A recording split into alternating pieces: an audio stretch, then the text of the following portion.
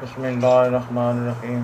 حضرت ابو عبد الرحمن عوف بن مالک رضی اللہ تعالیٰ عنہ آپ ارشاد فرماتے ہیں کہ ہم 7 یا 8 اشخاص بیٹھے ہوئے تھے کہ نبی پاک صلی اللہ علیہ وسلم نے ارشاد فرمایا، اے لوگو، تم رسول خدا صلی اللہ علیہ وسلم کے ہاتھ پر بیعت کیوں نہیں کرتے، حالانکہ ہمیں بیعت کیے ہوئے زیادہ عرصہ نہیں گزرا تھا۔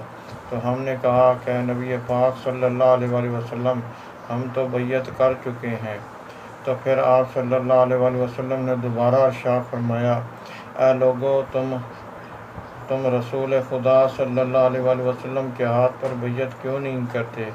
تو ہم نے سب نے اپنے اپنے ہاتھ پھیلا دیے اور کہا کہ نبی پاک صلی اللہ علیہ وسلم، ہم کس چیز پر آپ کی بیعت کریں؟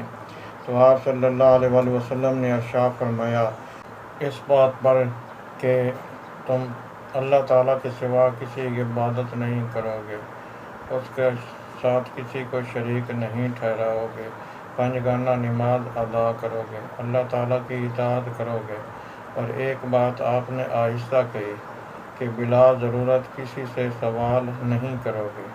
تو حضرت ابو عبد الرحمن عوف بن مالک رضی اللہ تعالیٰ عنہ آپ ارشاد فرماتے ہیں، اس کے بعد ہماری یہ حالت ہو گئی کہ ہمارے ہاتھ سے اگر کوڑا بھی گر جاتا تو ہم کسی سے یہ نہیں کہتے تھے کہ ہمیں یہ کوڑا اٹھا کر دو۔